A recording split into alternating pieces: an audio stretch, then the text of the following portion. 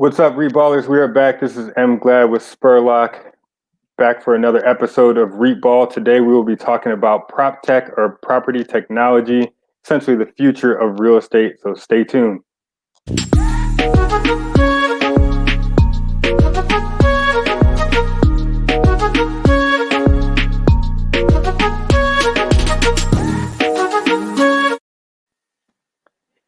We are back. What's up, Spurlock? How are you, sir? What's going on, man? I'm doing good. It's Friday again. I'm loving these shows we're doing on Friday because that means the weekend's right around the corner.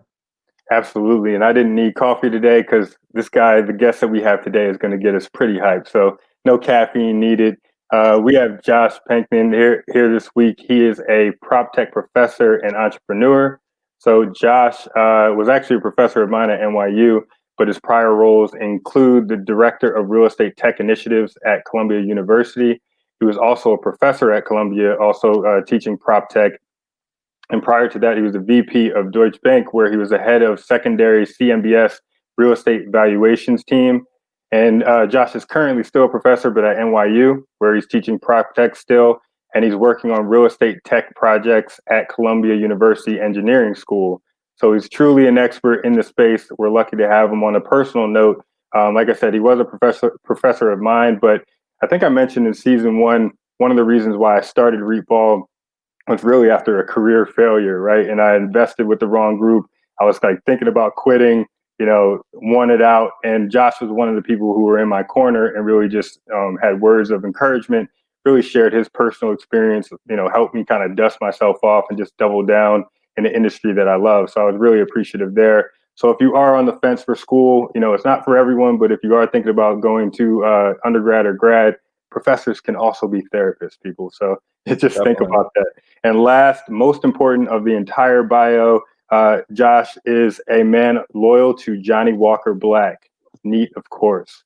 So just keep that in mind as we go through the PropTech episode today. So with that being said, let's bring him on in. And Johnny Walker, if you're listening, feel free to send us a check. Here we go. What's up, Josh? Hey, welcome, guys. Sir. Appreciate it. Good to be here. Absolutely. I don't have a fancy nickname like you guys. I've never heard M. Glad before. It's a childhood name. I couldn't bring it to school. I thought it was too edgy for you. But and it's like Batman. Our tweed jackets and khaki pants as professors, we can't deal with stuff like that. True. So Josh Panknin is on with us, and Josh, if you can, before we jump into it, if you could just, you had a finance background, now in tech, could you just talk briefly, just what was that transition like? What made you kind of love and transition over to tech? Yeah, so it's been about 12 years in real estate. My last job was at Deutsche Bank at the secondary CMBS. So if you're not familiar with CMBS or especially secondary CMBS, loans on commercial real estate are made. Some of them are held by banks or lenders, and some of them are put into securitization. So if you've seen The Big Short, that kind of explains it. I actually worked for the guy who replaced Ryan Gosling's character in the movie at Deutsche Bank. So it was a good movie, but in my opinion, inaccurate in many ways. So then those loans are put into bonds, and those bonds are traded on the secondary market, just like stocks and other bonds. And we had to value the real estate within those bonds. So the way it works is you have the real estate, and the value of the real estate gives you the value of the mortgages. The value of the mortgages gives you the value of the bonds. So it's really a second derivative of the value of the real estate. So in order for us to get the value of the bonds, we had to value the real estate and then get the relative value of the loans that underlie those properties, and then get the value of the bonds that we thought were going to play out over time, given cash flows and values and all of that. At the time, there were about 60,000 loans in the CMBS universe, and we had no idea which ones we were going to be looking at. Every issue had somewhere between 50 and 100 loans, and we traded maybe 2 to 3 bonds on average, which each one of those bonds had between 50 and 150 loans within them. So each day I had to look at somewhere between 150 and 300 loans, value the properties, value those, then value the loans, and then value the bonds on top of that, which is just not, you can't do that manually. You can't do it well manually. Right. We had a quant at our desk, and brilliant kid from NYU, went to Courant. He had a master's in financial mathematics, and he came from a coding background. And he and I sat down for a couple months and we built out the system in Excel. And it was 90% better than what we had before. It was all automated, a lot of macros, brought in data. We bought a bunch of data sources. And we liked it, but there was so much data and so many macros that it was taking 15 minutes to open a file and play with it, which when you're trading, that's not acceptable. So we went to our boss and said, look, we've proven that this can work. We just need to build out into a more powerful system. We need programmers, we need more data, we need all that kind of stuff. So he said, all right, cool. Yeah, this is good. I like it. If we can make it more powerful, then great. So we hired some programmers, and those programmers came in. They were great programmers, but they knew nothing about finance or real estate or bonds. And what they were building was not capturing what we needed to do. It wasn't helping us. It was about 75% of the way there, but there's so many little nuances in how you look at these things that we weren't able to use it. At the same time, we had no coding experience, no programming experience, so that we couldn't tell them what we wanted or how to fix it. So it was really like two people that speak very different languages trying to explain some kind of technical concept to each other. You might get some of the gist, but we weren't getting all the way there. And eventually that ended up going away, just wasn't as effective as we wanted. But I realized that the power that you had in the technology, if you could build something like that our ability to get a return of 1 or 2%, when you're trading billions of dollars, an additional return of 1% is a lot of money. Absolutely. And it wouldn't have cost that much money to hire the right kind of people and build this kind of system. The problem was that you didn't have people that could cross over. You didn't have real estate people who knew tech, and you didn't know tech people who knew finance and real estate. So the things that were being built were more of the simplistic heads around. But when you went into more of the complex parts of real estate and finance, you had a big gap of knowledge there. So my goal was, shortly after that kind of went away, I left Deutsche Bank. I started coding myself. I was hired at Columbia to run a research center in the architecture school there on tech as well. And I just started learning that process with the intent of not getting a job at Google and coding, but learning enough about the tech side that I could solve problems in the real estate and finance world using that technology, that I knew what tools existed and I knew how to apply those tools to solve problems that we had or take advantage of opportunities that we had that were not being realized in the real estate world. No, I think, by meeting you and having that PropTech course, it really changed my thought process. Like I always thought you had to be a tech guru to be in the tech space, but made me realize that a lot of the folks who are tech experts don't actually know the business. So you do need a professional who's in whatever industry that you're trying to solve for, who also knows enough about tech to be able to guide them along the way. So it really just shifted my thought on like when you're creating a tech solution, you definitely don't have to be a techie. You just have to know what is a major problem that you can solve and then build a team around that to help you accomplish that. Yeah, and knowing enough about the technology side. I would not get a job at Google as a coder, and I'm not even probably an average coder, but I know enough about the concepts. I can read the code, and at Columbia, I work with teams of between 5 and 8 graduate students who are getting masters in financial engineering or operations research, computer science, or these data science, who would be probably top 1% in the world of people who understand AI and machine learning and how to work with data. My goal was to be able to understand enough about what they did and enough about the real estate side that I could translate between the two and build solutions. So I could go to these students that are building out this technology and say, this is what we're trying to accomplish, and these are the tools that we need in order to do that. And it's been a highly effective process. The stuff that we've been able to build for major companies has been beyond what we thought that we could do and beyond what the companies thought that could be done as well. Very cool. Very cool. So, naturally, folks listening, if you haven't guessed already, when we're saying prop tech or property technology, we're just talking about, creating these tech solutions, and we'll get into what that's about. So for the audience, the categories that we'll cover that Josh will help us understand a little bit better is really what exactly is prop tech, the impact it has on people's lives when thinking about real estate, the best prop tech opportunities, leveraging tech as a real estate professional, PropTech's impact on the capital markets, and then if any of this is going to impact, in his opinion, if any of this will impact the future REITs that are available publicly. Spurlock, any words before we jump in? I mean, I'm excited to get into it. I've been into this stuff since I was a little kid watching the Jetsons. So I'm excited to see where this goes and what I can learn from the great Josh. You may be disappointed. Most people think never is magic, but I must say Mark speaks very highly of you whenever he does talk about you. So I mean, in my head, I don't believe that. Oh, definitely.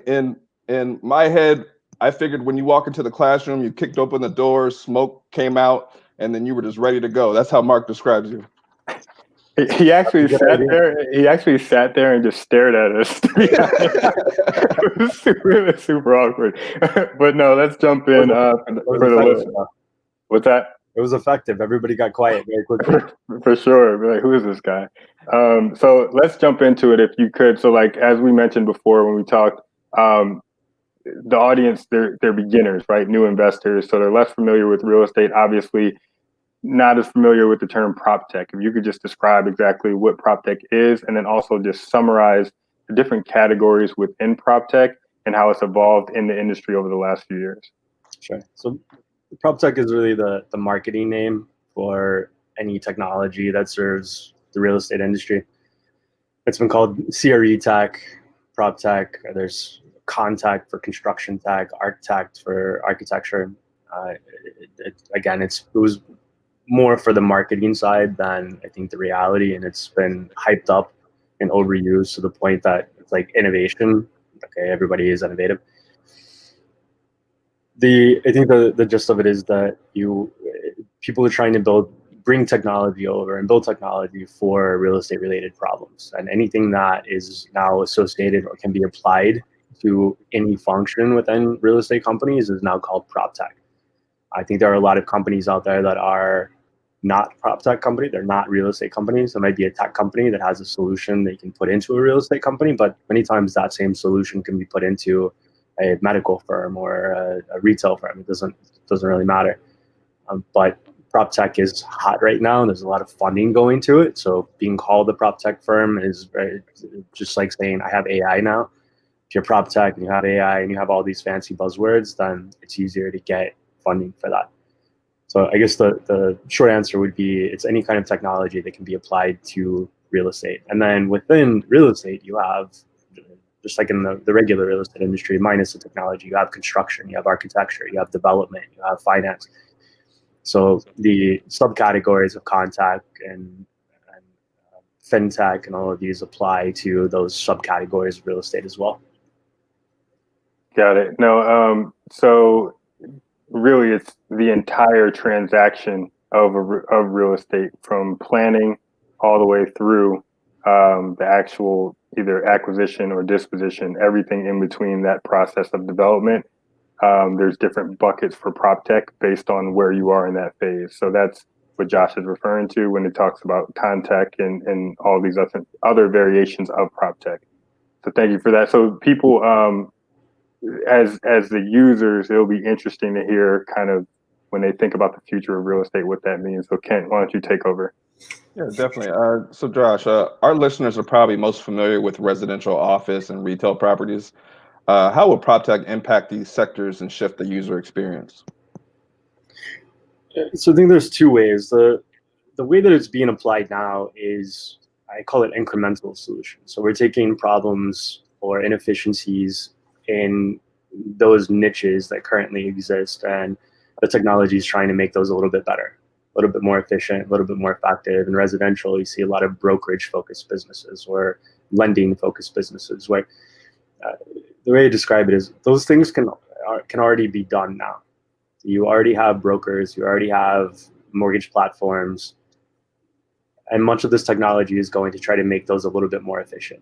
It's not adding something that can't be done already. These things can be done. Maybe they can be done more efficiently, and they can be done a little bit faster with more information, but they can already be done. So these are incremental solutions.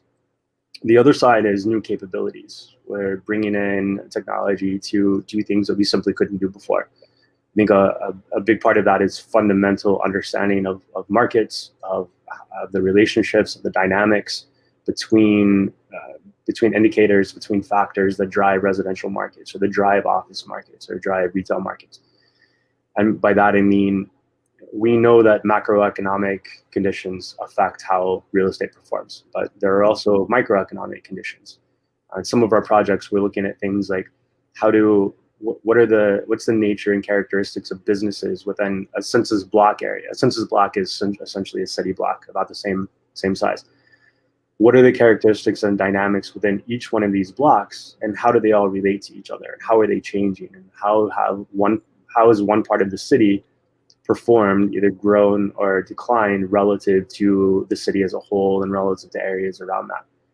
And the focus there is that we know that the macroeconomy goes through swings. You have real estate markets, you have down real estate markets, but within cities, you also have that same kind of thing where a neighborhood might get old after a while. It gets run down, and that's typically a sign of redevelopment. Somebody's going to come in at some point, developers, because the property is cheap, they're going to buy that, they're going to redevelop that area, revitalize it, and then property values will increase. So for example, here, the example I give is, if you were to buy something in New York 10 years ago, would you have rather bought in Soho or in Williamsburg? And why? What do you guys think? Williamsburg. Why?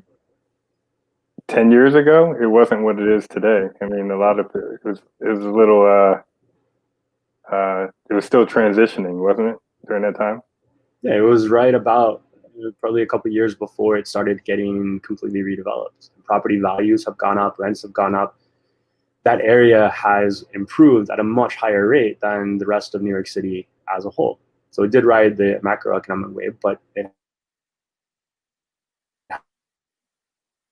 performance of any asset that you own there. Soho is not a great area. So I'm sorry, it's not a bad area. It's probably better than Williamsburg, relatively speaking. But it was 10 years ago, it was already a premier neighborhood. So it didn't have a lot of room for additional appreciation over what the city in general had. But Williamsburg was a very different story. So if you're an investor or an asset manager and you're looking to put your money somewhere, do you want to put it into those prime markets, or do you want to put it into the market that's about to be revitalized and redeveloped and have even higher increases on your returns than you would have otherwise? And I think that what we're seeing is by using a ton of data, not just real estate data, but alternative data like transportation patterns and retail performance. And that goes down to things like, what are the hours that a business is open? Is it open from 7 a.m. to 5 p.m. or is it open from 5 p.m. to 2 a.m.? And by looking at all of this data, we can start to get patterns as to what the current situation of a block is, or a micro market, and the characteristics that might tell us what direction that micro market is going to go in the future. That kind of thing, I think, is really the untapped potential, because these incremental benefits might lower your costs a little bit or increase your revenue a little bit. But if you can get into these markets where you're getting an annualized 1 or 2 or 3% additional return over market, over time, your growth is going to be much more substantial. And that's going to lead to things like better chance of getting equity funding from investors if you can show that your returns are higher than your competitors. Probably lower debt. So it's a compound effect that over time, if you can get better intelligence, better insight into these markets, and then make better decisions on top of those, that your long-term performance in these portfolios is going to get better. Gotcha. No, so that seems like it's a PropTech solution that's worthwhile, right? It's something that truly you could customize. You can almost customize for the end user as an owner. Understanding, the traffic, understanding how your tenants are typically going about their day, whether it's work-life balance and what their habits are, their activities, and then you can build that in to the building if you have a mixed-use building, right? So that's some of the more powerful solutions. So that kind of like ties into my next question, right? Because there's probably a handful of those examples, right? But there's 7,000 to 8,000 prop tech startups out there around the globe. So you talked a little bit about the upside in these kind of market data tech solutions that still have a lot of potential. Which categories do you feel are oversaturated and just probably should not see another prop tech solution just introduced to the market? And are there any others that you haven't mentioned yet that you do think are also interesting long term? Yeah. So yeah, there are, in my opinion, way too many prop tech startups out there. And as I said before, I think many of them, if you were to be more strict about the definition of prop tech, there would be much fewer companies out there that would qualify as prop tech. I think many of them are redundant. You have, I don't know how many residential brokerage companies that have, or listing sites that have popped up, AR, VR companies, tenant experience. Those kinds of things are just all over the place. And I think that what that does is it creates so much noise for the market. If you're a real estate professional, you're a manager in real estate, and you say, I would like to adopt some kind of technology, you might get 50 emails a week from different companies, many of them offering the same thing. Mm-hmm. And the trouble with that is, first of all, you have a job to do. The technology side is something that you're trying to add to help you do your job better. Your job most likely is not to just sit there all day and evaluate tech solutions. They have a job to do. They don't have time to meet with 50 different companies, but they also don't have much of a tech background, most of them. So how do they evaluate these and say, okay, this one's better than another? Many of these prop tech companies don't have fully built out solutions yet. They're prototypes, or they call MVPs, or they just have an idea sometimes. There was one company who said, a woman that worked there said that in the last year they had met with 250 different prop tech companies, and they invited 4 of those companies back for pilots, just because they didn't see much use and or much value in the rest of them. And the thing was, it wasn't that some of them weren't good, but if you're a real estate company and you're looking at adopting a solution, there are things you have to think about. Not only do you have to pay for that solution, or subscription or a purchase or whatever it is, but you also have to completely change the way that your company works internally to adopt that technology. You have different systems and workflows and processes. And unless adopting that technology is going to give you a really significant improvement in what you're doing, it typically doesn't outweigh the costs that you have to incur to change what you're doing internally to adopt that technology, to bring that inside. So by having so many companies out there, you create that noise and you create a lot of confusion around which of these companies is better. And many of them sound exactly the same. So how do you know which one is best and which one isn't? The other thing is that the nature of the funding for PropTech is, from what I've seen, lower check sizes. They're relatively small compared to the kinds of talent and time you need to develop really effective solutions. So if, let's say I raise $250,000 or $500,000 to develop some solution, the solution that I can develop for that is probably going to be relatively simplistic. It's not going to be, I can't go for 2 years building out some crazy technology by collecting data and hiring a bunch of financial engineers and computer scientists and data scientists and front-end engineers that are really good. If I wanted to develop something for Goldman Sachs or Blackstone and take it into them, $250,000 or $500,000 is not going to cut it. I'm not going to be able to build something that I can walk into those firms with a straight face and say, I have something of value for you. In order to do that, I need $5 or $10 million and probably 1 to 2 years of runway to be able to build out these kinds of solutions.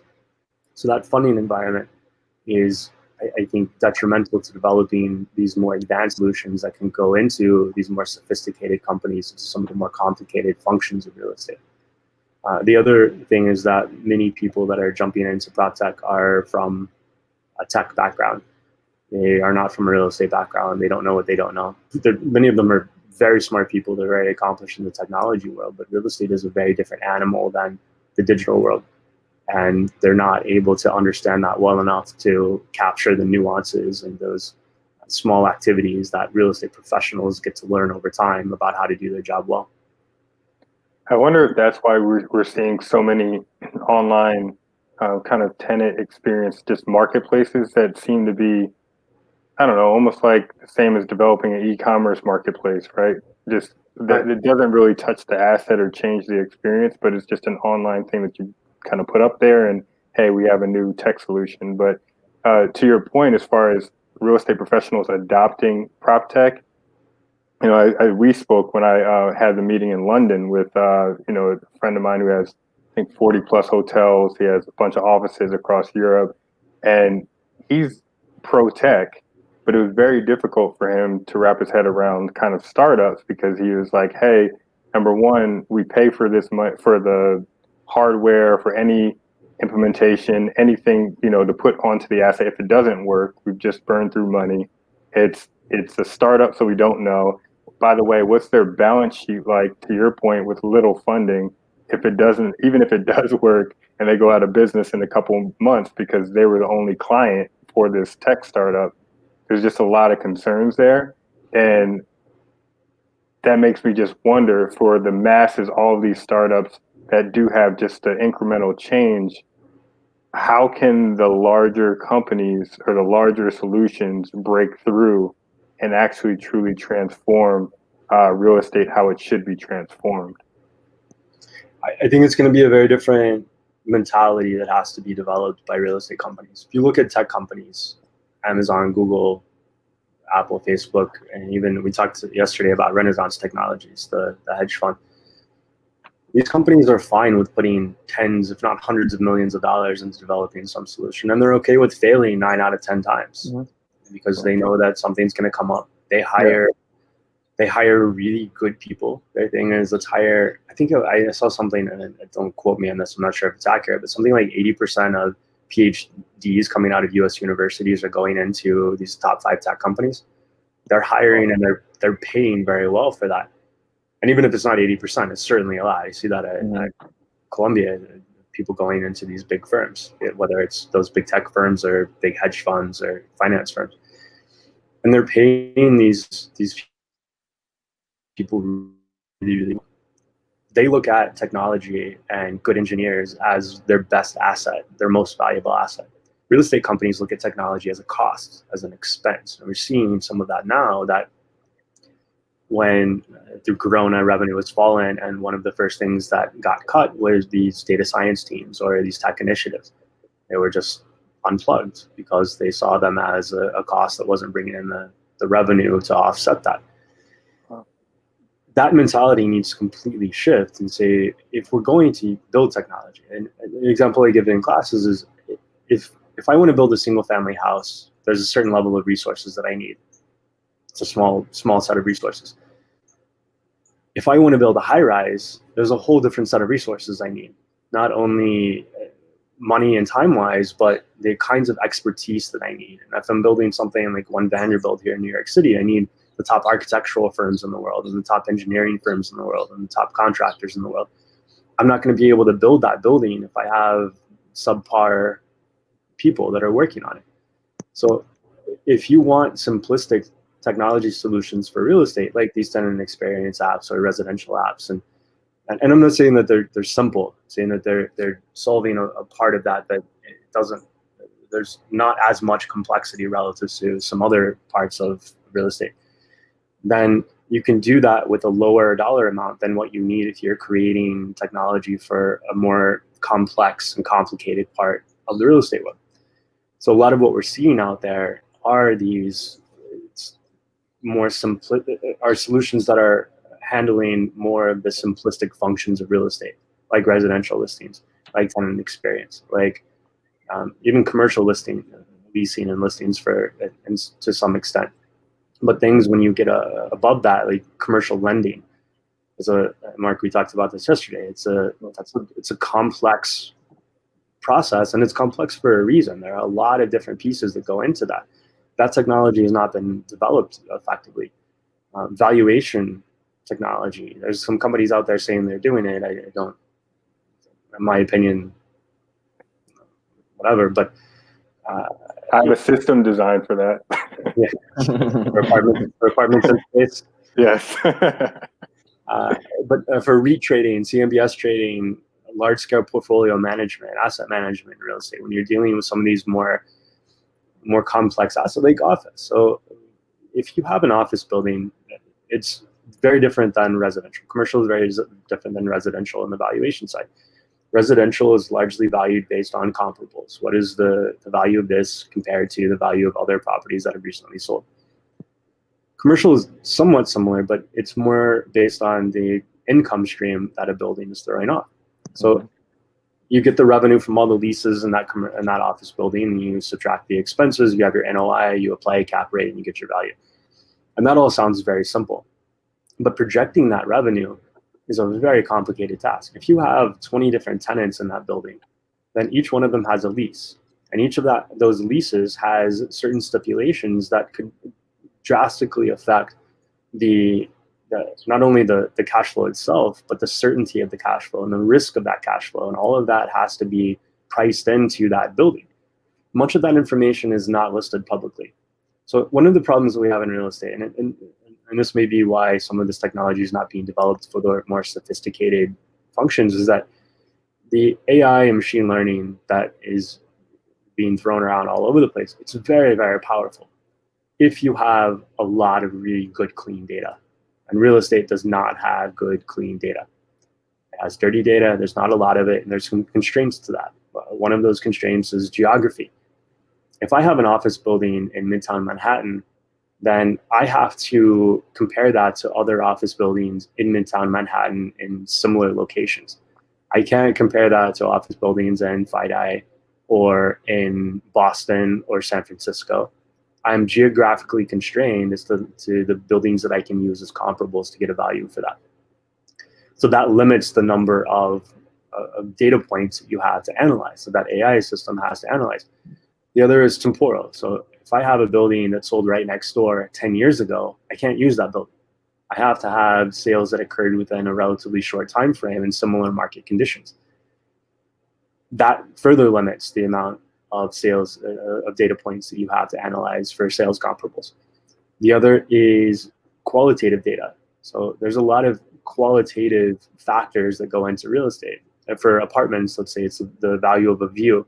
If you go into one apartment and it has an amazing view, it's going to be valued higher than another similar, let's say the same floor plan that doesn't have a great view.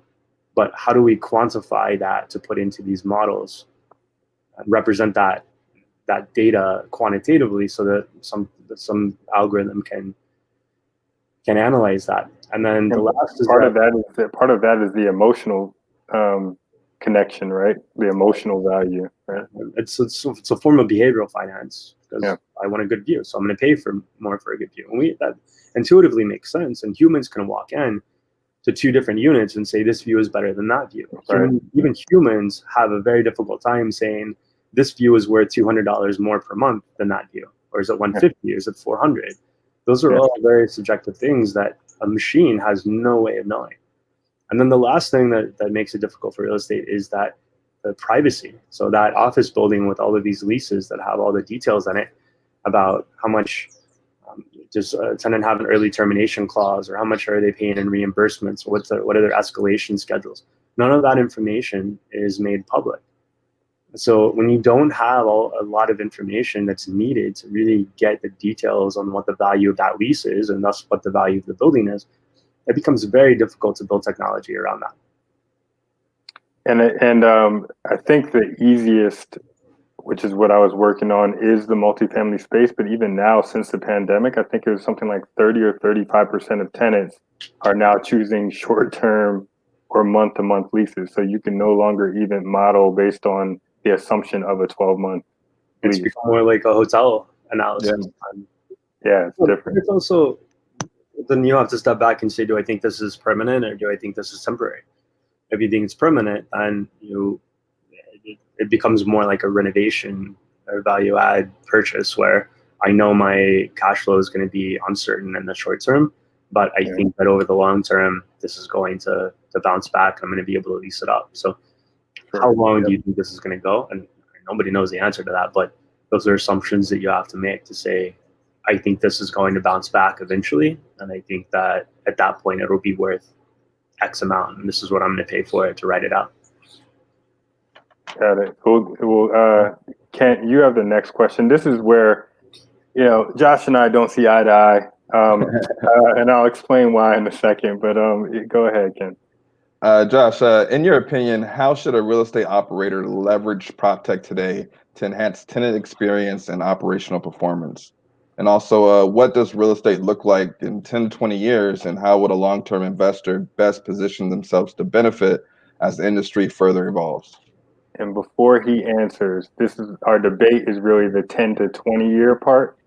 Josh, pretty much when I first met him, he shut down my idea of space housing and preparing to live on Mars. It didn't stop me from planning. I've been researching, but he shut me down, made me feel, he really embarrassed me in front of the crowd, but I still like him. It's okay. So we have a different view there, but I'd like to hear his thoughts.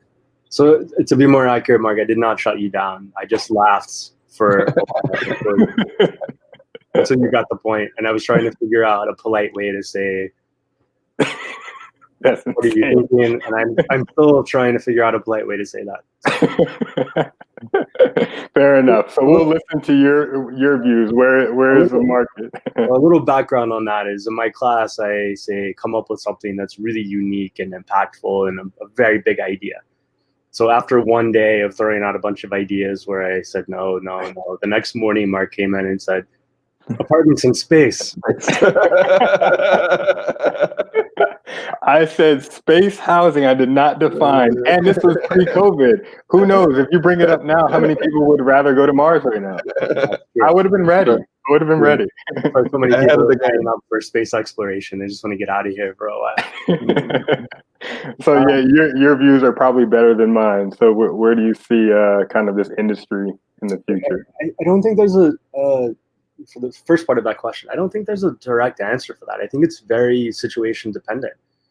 If you're a small operator and you own, 10, 20 small multifamily buildings, the cost of adopting technology is probably prohibitive for you. And you're probably not going to get the return. So let's say you have a $10 million portfolio. You're going to spend $1 million that process. But if you are a 100 million or a billion or $10 billion portfolio, then if you spend $1 million, then that's probably worth it. You're probably going to get that return and scale back. Correct. It also depends on what niche you are. In some cases, if you're when we see this some in New York, that if you own a big luxury residential building, the opportunity to apply tech to that is much greater than if you own a small B or C class residential building. For not only economies of scale, but also these newer buildings are built around technology. They're built with infrastructure and Wi-Fi and all of the fancy gadgets. These older buildings are not built for that. And do you have tenants that are as tech savvy in some of these B or C class properties than you have in the luxury high-rise buildings?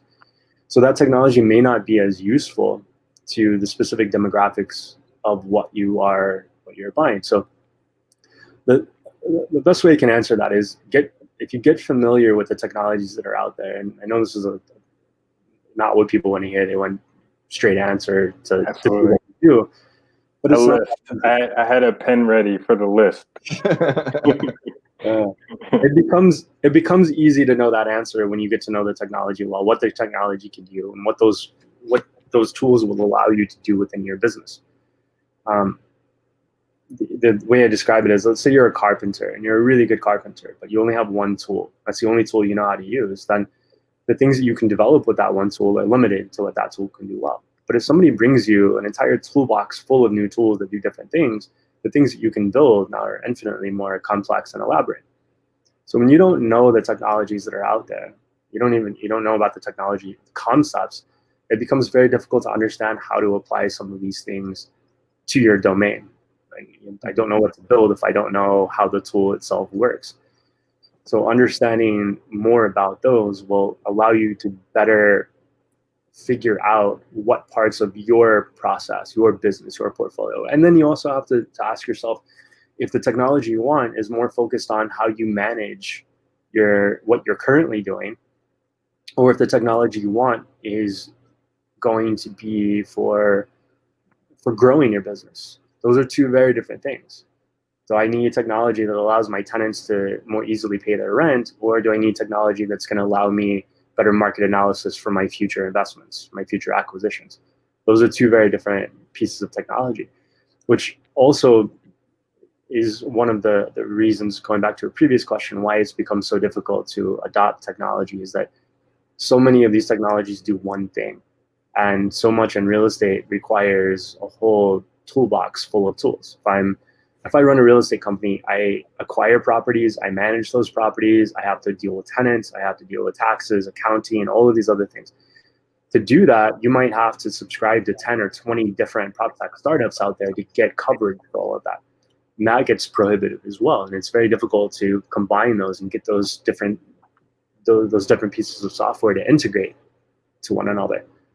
So does one piece of technology really affect your business well? And in terms of 10 to 20 years from now, I think a lot of that depends on how real estate companies start to embrace technology. If that culture changes, if that mentality changes, if they get to a place where they're willing to spend $10 million on research and development for some new solution that doesn't exist yet.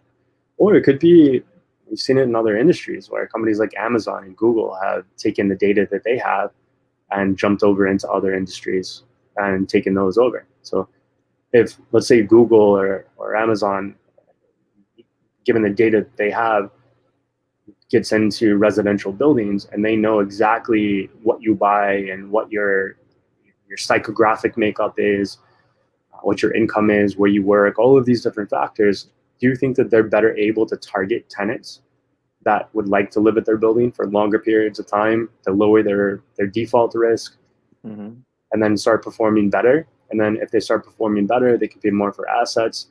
And other real estate traditional companies that don't have those capabilities now have to pay those same prices to compete. But because their costs are higher and they're less effective in their operations, their yields are lower. What happens over time to that kind of thing? So that's probably the worst case scenario going forward, is that somebody else comes in with a much different approach and perspective to the industry and ends up taking it over. Gotcha. So what I'm hearing, buildings will not be floating. Yeah. And I mean, that's why we created this show, man. We wanted you on to tell us in 10 years, our buildings will be floating and we'll be doing some really cool stuff. But you're not telling us that. So I guess we have to accept that as a response. We're not there yet. You said 10 to 20. If 100 to 200 years, maybe, huh? Yeah. No, so Donahue Peebles last week was talking with us about how they use PropTech, and really it was around envelope, which you and I have discussed, which really on the planning side, the development side, really a lot of the stuff that the architect and the engineer would do in finding, best use and really using that data, some of the things that you referenced, to make the best decisions on what kind of project should go on the site. So some of these larger firms seem to be adopting some of the PropTech solutions, but seems to be around data and really planning so far. Envelope is probably one of the better ones out there, but they've spent, I think it's somewhere, they're around 9 or 10 years of development on it. They have a team, they brought in a team from MIT to help develop it. They spent a lot of money. They partnered with some big firms. They've done a lot of really complex data work, and they're very good. They've also faced some limitations in that data being not being clean enough for them to run full automation like they originally planned. And it's not their fault, it's the data that's out there. But real estate companies are looking for this kind of thing. A lot of tech people say that real estate professionals are technophobes and they don't want technology, they don't want to see it. And I think that's completely false. If you could take a piece of technology to a real estate professional and say, this is going to help you do your job better and make more money, people would be all over it. And we're seeing that with the amount of funding that's going into it. The problem is that tech that's being developed is not fitting well into the day-to-day operations that these companies run.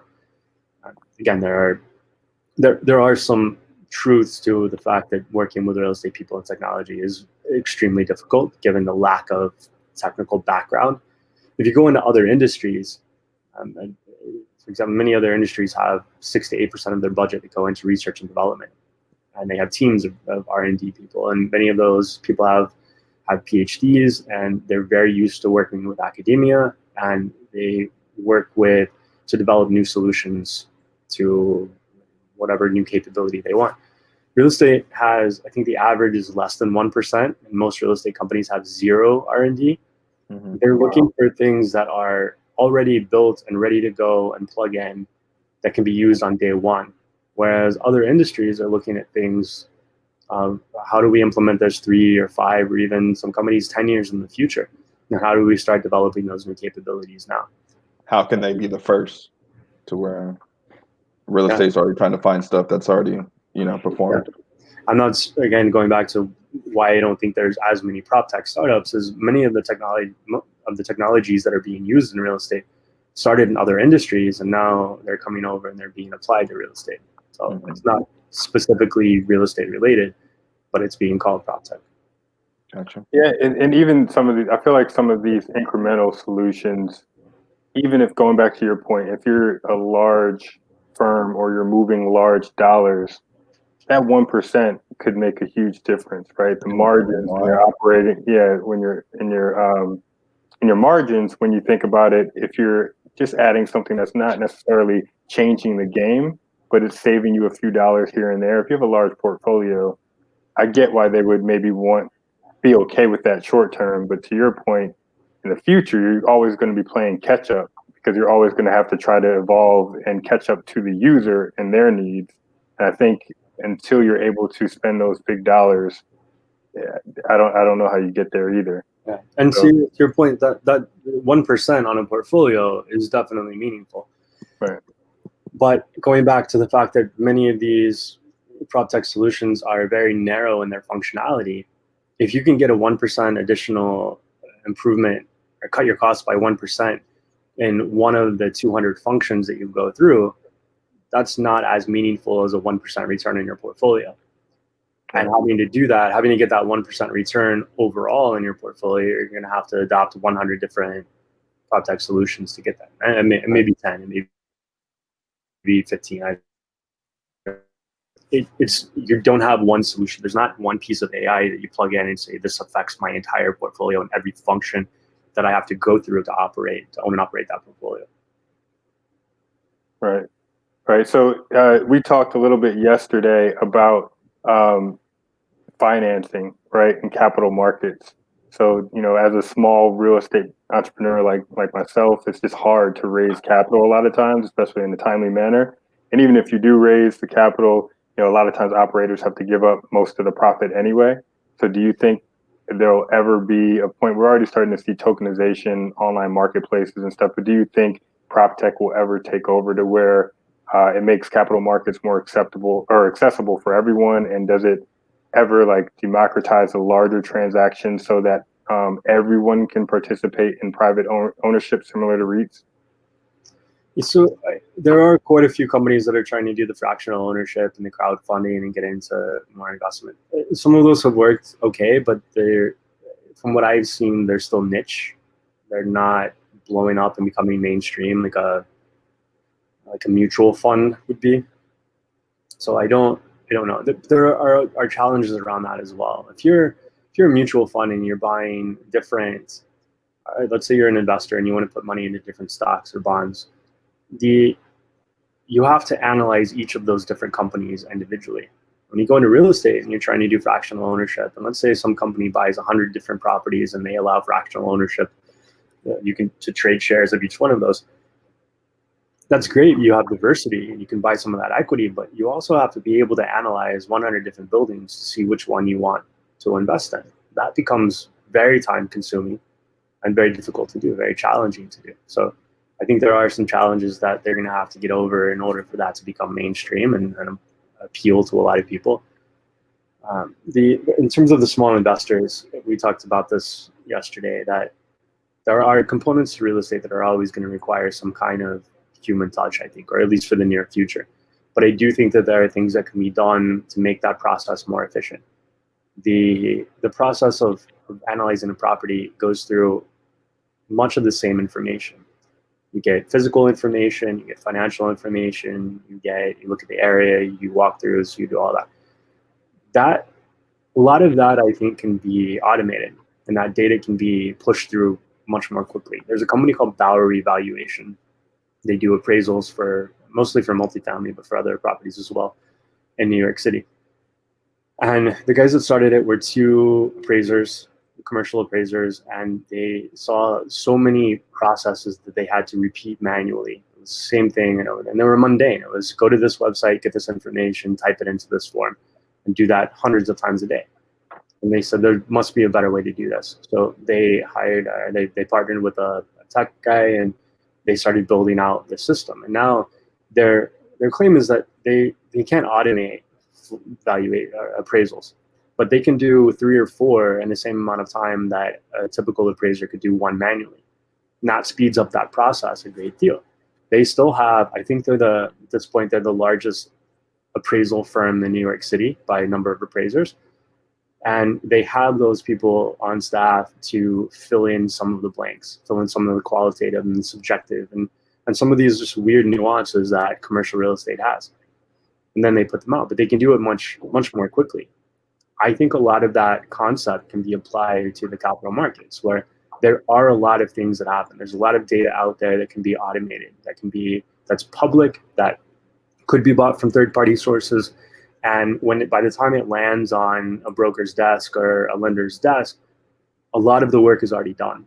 They still have to make decisions. They still have to look at the borrower and see if they want to make that. They still have to go over rent rolls to look at the details there. But they don't have to do a lot of the manual work that's typically involved in it. And in many of these lenders, you have analysts that do that. It takes the analyst a couple of days to go through that process before the person making a decision on whether or not to pursue that loan even sees that file. So that part of that process, if you can speed that along and cut out 40 or 50% of the work that's done, then I think that process can be made much more efficient. It's still going to require some of that work to be done manually. Still going to have to visit properties and do walkthroughs and inspections, just because that's such a huge component of an investment. But I think that it can be made much more efficient over the short term. And I think those capabilities exist now. I think that can be done now, not 10 or 20 years in the future, but it's going to require a relatively robust approach to developing that. You need a lot of data. You need to understand how that lending process works, what information is looked at, what stage it's looked at, how it's processed through, and be able to build something that actually fits into these people's job. If it doesn't fit in, if it causes them to change what they're doing or makes one part of the process more difficult while making another easier, then they're probably not going to use it. It has to be very, very easy to use and very streamlined with their current process of work. And if I'm understanding you correctly, by making it more efficient, allowing them to get through the pipeline quicker, it could potentially expand their scope of projects where they're doing where they're financing these projects that may include smaller operators. On top of that, if we get better data to understand different behaviors or the probability of a project being successful, kind of like I think you mentioned Ant Financial, and how quickly they can generate responses for loans, right? Because they understand the consumer. If we get what is it? It takes 3 minutes to fill out an application. The borrower gets an answer back in 1 second, and there's zero human intervention involved in that process. Right, so truly understanding the data points for each consumer, we could potentially get there with these smaller entrepreneurs instead of having maybe more of a black and white decision.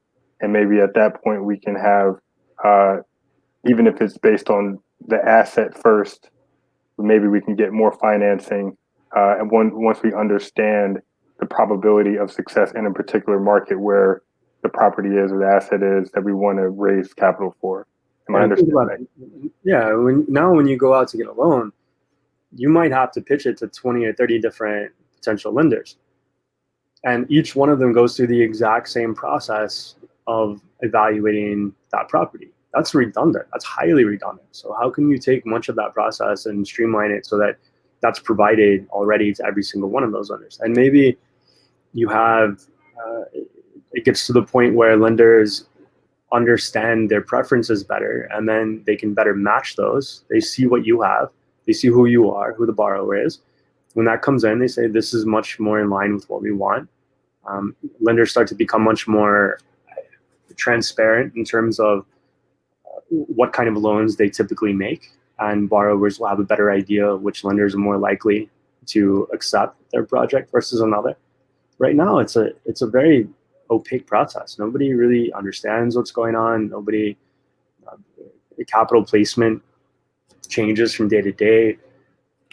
Preferences change from day to day.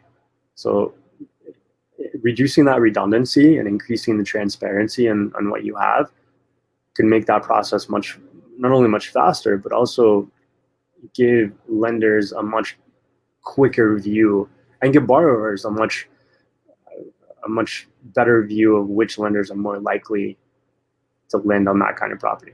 You're not going to go to a pension fund and have them lend on a 4-unit rehab in Williamsburg. That's not going to happen. So what lenders out there are likely to do that? Right now, you have to go through brokers. You have to go through the brokerage process. They pitch it, or you have to have these personal relationships. That's all a very time-consuming and low conversion process.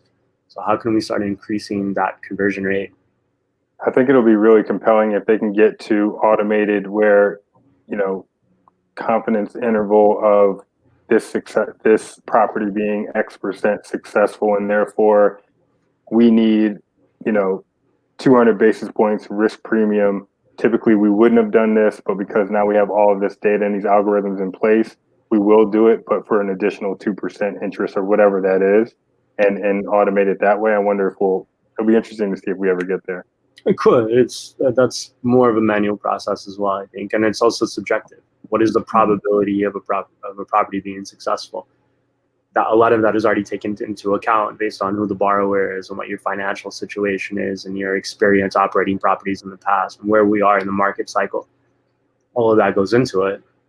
I think quantifying that could make it more transparent, but I think that you're always going to have a bit of risk associated with that. That's it. And considering time, Spurlock, will let you ask the last question. Definitely. The digital world is here to stay and growing rapidly. Do you see data center infrastructure REITs continuing to lead the REIT space? And will more of these businesses IPO? Just personal opinion. Yeah. I don't know. I think REITs are not my specialty, so I will caveat all of what I'm about to say with that. I think that the world is starting to change a little bit. Things are moving in different directions, and where that goes in the future, whether REITs are the best vehicle to do that, or whether you're going to see some major companies pop up that, like Amazon, that are expanding into the physical world. Mm-hmm. That's going to make a difference. If these data centers, are those going to become less valuable as Amazon and Google and Microsoft all grow their cloud centers and expand on those offerings, because that's a very valuable business for them? Mm-hmm. Are you going to have a lot of small players, or are we going to start having consolidation into some bigger players that can implement these economies of scale and also have the funds to invest in new technology like this? Amazon Web Services was not a cheap investment for Amazon. Not many companies have the kind of capital to compete with that. So are we going to see those companies? I mean, we've seen it in the tech world, we've seen it in the retail world, where companies that are larger, that have the capital to invest, are consolidating, growing, and many others are going away. Awesome. Thank you for that. And as you exit, is there any advice you would give someone who maybe wants to consider the tech side of real estate? Like, where would they first look, or how would they think about, hey, I have a potential problem that I could solve, but I don't have a tech background? And you don't have to get into detail, just like in your mind, like where would they go next? To learn more about the tech side, especially AI and machine learning. It just gives you a much better idea. I tell everyone, I learn way more about real estate by learning about machine learning than I ever did by doing real estate, because it forces you to question how you make decisions. You have to then codify that. How that decision is made is no longer done in your head. It has to be done in code. It has to be done mathematically. And there are no that code has no mercy on the vagaries of your mind. You have to figure out exactly what's there. And many times the answer is, I don't know. But it forces you to come to terms with that and realize that I don't have this data. That's the data that I need in order to run this algorithm effectively. Or there's a tool out there that exists that I can apply to this process that I didn't even know was out there. There are many courses on Coursera, on edX. MIT has free courses where they're not too complicated, they're not mathematical. They're mathematical to an extent, but they will at least give you a foundation for what this stuff is. And if you're going into prop tech, you have to know the property side and the technology side. You can't just know one side and expect to do that effectively. That's a shortcut and it doesn't work. So if you want to be good at prop tech, then continue the real estate career, get good at that and learn the nuances, but also in your spare time, learn some of the tech concepts as well. You don't have to be a programmer, but know enough to be able to communicate with programmers. Awesome. So where can folks find you if they want to connect or follow you? I'm on LinkedIn. It's the best way. Okay, and it's Josh. It's Panknin. Josh Panknin. Again, thank you again, dude, for stopping in. Once again, you have come through for me. I always appreciate you. Thanks for all the wisdom. Good to see you again. Thank you very much, man. Yeah, no problem. Thanks, guys. Have a good one. All right, take care. What do you think, Spurlock? Did you learn a lot? Yeah, I learned a lot today. It was very informational. It's good to see where property technology is heading into the future. Hopefully, one day you'll take us to Mars. We'll be able to live in Mars one day, according to M. Glad. So I was happy to learn everything today. That's my goal. But what I do like about Josh is that he's an expert in the space, but he's not like a pro prop tech everything. Like sometimes you'll come across prop tech folks that are just all in, right? Everything's amazing about prop tech. So it's good to see his side of it, where he'll tell you kind of the benefits of it and the parts of it that maybe aren't reality or can't truly be integrated into an asset, or at least no time soon. So it was great to have him on. Josh, if you hear this, thank you again for stopping in. Again, it was Josh Panknin, Panknin, if you want to follow him on LinkedIn. And you have final words as far as sports, right? Yeah, we'll touch on it a little bit. We have the NBA Finals that are going on tonight. Game 5, Lakers Heat. Lakers up 3-1. Lakers are going to try to finish it tonight. They'll be wearing the Mamba jerseys, and Anthony Davis said a couple weeks ago, he said we don't want to lose in these jerseys. So I'm going to go with him, and I'm going to predict Lakers close it out tonight. LeBron James wins Finals MVP. And that will be title number 17 for the Los Angeles Lakers. Will be tied for first with the Boston Celtics. So I'm excited for tonight's game. Can't wait to see what happens. Yeah, no, I would say that I was hoping that the Heat won game 4, right? Just to tie it up, just to make it interesting. I mean, I think most people, unless you're a true Heat fan, think the Lakers would win the series going into it, right? But I wanted to see kind of going into game 5, the intensity of a 2-2, and then, maybe the Lakers close out the last 2 games or something. But I guess, the Heat could fight and still take it to 6, and then we'll see what happens. But it would have been super exciting to see if we're 2-2.